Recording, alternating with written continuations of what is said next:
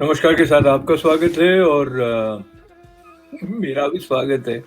हम सबका स्वागत है और स्वागत है उस आधार का जिसको लेकर ये संसार है, जिसको लेकर संसार का सार है और जिसके साथ जुड़े होने से हमारे लिए जहाँ जाएँ वहाँ प्यार ही प्यार है।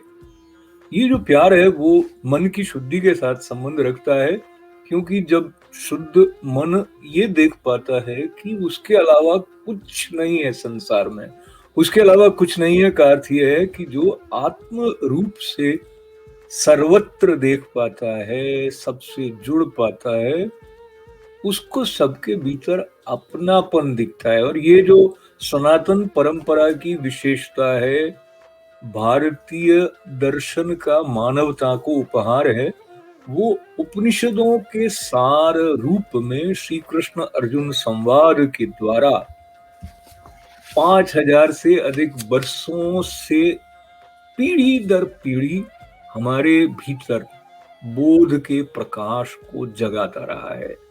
और आज सांख्य योग के साथ जुड़े हुए श्रीमद् भगवद गीता के दूसरे अध्याय के 3 श्लोकों का स्पर्श हम प्रेम से और श्रद्धा से करने वाले हैं। और वो जो श्लोक हैं उनका कल वाले श्लोक जिसमें हमने व्यवसायत्मिक बुद्धि की चर्चा की थी उसके साथ भी संबंध है।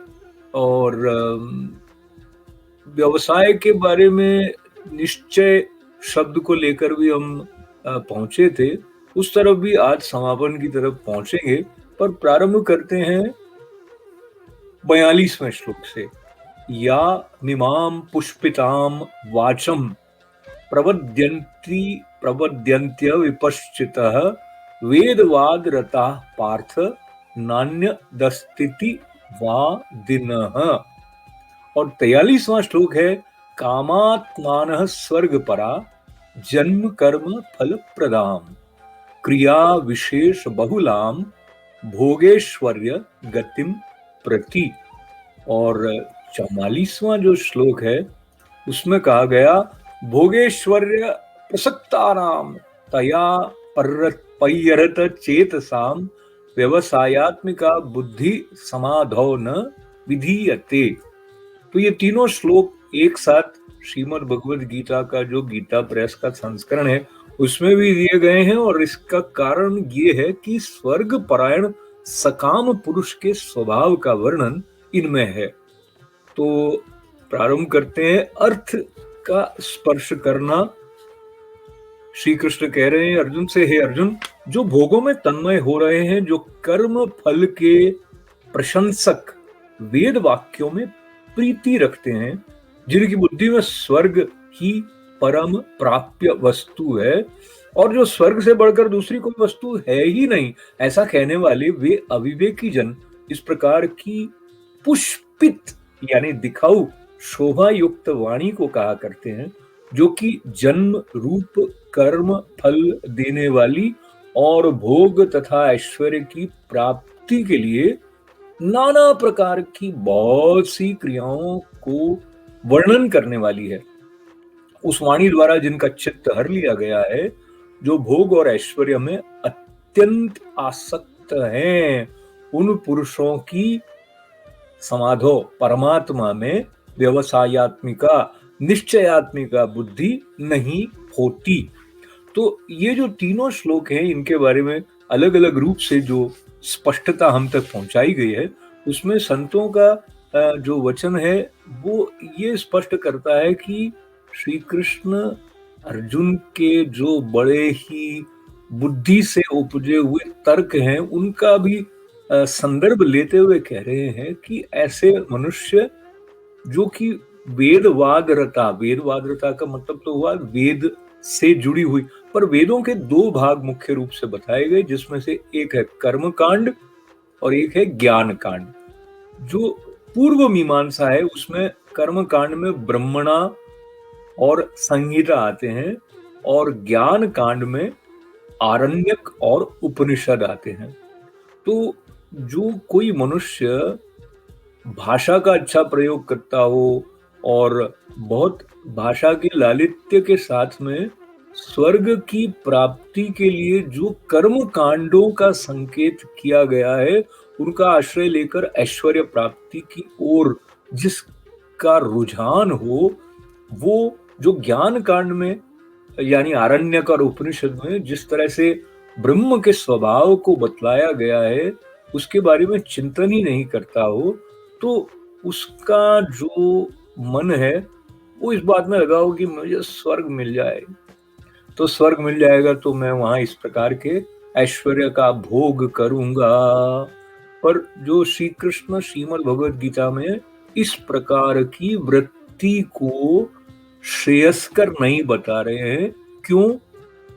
क्योंकि स्वर्ग का जो स्थान अगर मिल भी जाएगा तो वो अस्थायी रहेगा, और जिसने ज्ञान के द्वारा ब्रह्म के स्वभाव को नहीं समझा है, वो मोक्ष का अधिकारी या जो हम परम मुक्ति कहते हैं उसकी प्राप्ति नहीं कर पाएगा। और कर्म कांड में और कर्म योग में जो अंतर है उसको भी बड़े सहजता से यहाँ स्पष्ट किया गया है कि किस दृष्टि से कर्म को अपनाया जा रहा है, उसके आधार को लेते हुए जो आंतरिक विकास की यात्रा है वो तय होती है। और यदि मन बहुत सारी लालसाओं के साथ में दौड़ता रहेगा तो वो निश्चयात्मिका बुद्धि प्राप्त करने के योग्य नहीं हो पाएगा। अब निश्चयात्मिका बुद्धि क्यों आवश्यक है, इसके बारे में जैसे पहले संकेत किया, जो ब्रह्म स्वरूप हमारा ही है, ऐसा जो संकेत श्री कृष्ण श्रीमद् भगवद गीता में कर रहे हैं, और उस बोध प्रकाश को साथ में रखते हुए कर्म करने की बात कही गई है, उसके संबंध में स्वामी ईश्वरानंद गिरि जी महाराज अन्यत्र कहते हैं कि यदि दीपक है और उसको घड़े के अंदर रख दिया गया है तो उसका प्रकाश तो नहीं फैलेगा। इसी प्रकार से ज्ञान जो है वो गुरु है, और जो बोध प्रकाश मिला है उसको लेकर आगे होने, आगे बढ़ने की प्रेरणा चाहिए। और ज्ञान बैठे रहने के लिए नहीं है, ये बात श्री कृष्ण भी कह रहे हैं यहाँ पर, वो चलने के लिए है। वरना कुरुक्षेत्र के मैदान में जहां कुछ देर के बाद में युद्ध प्रारंभ होने वाला है, वहां यह अपने स्वरूप के बारे में, अपने और संसार के संबंध के बारे में, अपने भीतर के संसार और बाहरी संसार के बारे में स्पष्टता, और इसका जो ज्ञानमय सेतु है जिसके साथ में शाश्वत स्निग्धता, that is eternal affectionate touch जो है, वो श्री कृष्ण भगवान क्यों स्पष्ट करते यदि बोध प्रकाश को लेके चलना नहीं होता। और एक और बात है, जो शिक्षा मिलती है उसका जो आलोक होता है, तो उससे लाभ ये भी रहता है कि आप अगर ठोकर भी खाएंगे तो जल्दी संभल जाएंगे, और यह भी संभव है कि आप ठोकर खाए बिना ही आगे की यात्रा को तय कर सकें। हमारे गुरु जन हमें बताते हैं कि ज्ञान जो है वो एक ताकत है, और जो शक्ति का जागरण हमारे भीतर होता है उसको प्रवाहित करना है। और जब वो प्रवाहित होता है तो फिर सारा जीवन यज्ञमय बन जाता है। और ये यज्ञमय जीवन बनाने की प्रेरणा प्रचुर मात्रा में अलग अलग रूप से अलग अलग स्वभाव के मनुष्यों के लिए श्री कृष्ण हमारे सम्मुख सुलभ करा रहे हैं। उसका आश्रय लेते हुए एक बार यह बात पुनः याद करते हुए कि जो व्यवसायत्मिका बुद्धि है वो उस मनुष्य की नहीं ठहरेगी जो तरह तरह के भोगों की प्राप्ति और स्वर्ग की प्राप्ति के भाव को लेके आगे बढ़ रहा है, और आत्मा जो है वो असंग है। और कर्म योग किस प्रकार से शांत चित्त को रखते हुए अपने कर्तव्य में परायण होने का एक मार्ग बताता है, और उसमें एक महत्वपूर्ण बात है समता की। उसके बारे में भी श्री कृष्ण अन्य अन्य स्थानों पर भी बताते हैं। जब समता है उसके बाद जो भक्ति है, यानी जो संतुलन है, उसको लेकर एक शब्द लिया गया कि जो कलाबाजी है जीवन के कार्यों को करने की, वो की जा सकती है। वो संतुलन और फिर कार्य, और कार्य का जो सौरभ है उसको लेकर हम आगे बढ़ते बढ़ते आज के समापन में पुनः स्पर्श कर लेते हैं इन तीनों श्लोकों का। 42वां दूसरे अध्याय का श्लोक है, यामिमां पुष्पितां वाचम प्रबध्यन्त्य विपश्चितः वेदवाद रता पार्थ नान्य दस्तिति वा दिनः। और 43वां श्लोक है, कामात्मान स्वर्ग परा जन्म कर्म फल प्रदाम क्रिया विशेष बहुलाम भोगेश्वर्य गतिम प्रति। और 44वां श्लोक है, भोगेश्वर्य प्रसक्तानाम तया पय्यर चेतसाम व्यवसायात्मिका बुद्धि समाधो न विधीयते। तो हमारी बुद्धि व्यवसायात्मिका हो, इसके लिए ये आवश्यक है कि वो बहुत सारी दिशाओं में भागे नहीं और उस निश्चय को प्राप्त करे जिसको लेकर हमारा कल्याण है। ऐसी प्रार्थना श्री कृष्ण के चरणों में रखते हुए आप सबको बहुत बहुत आभार के साथ में धन्यवाद है और जय श्री कृष्णा।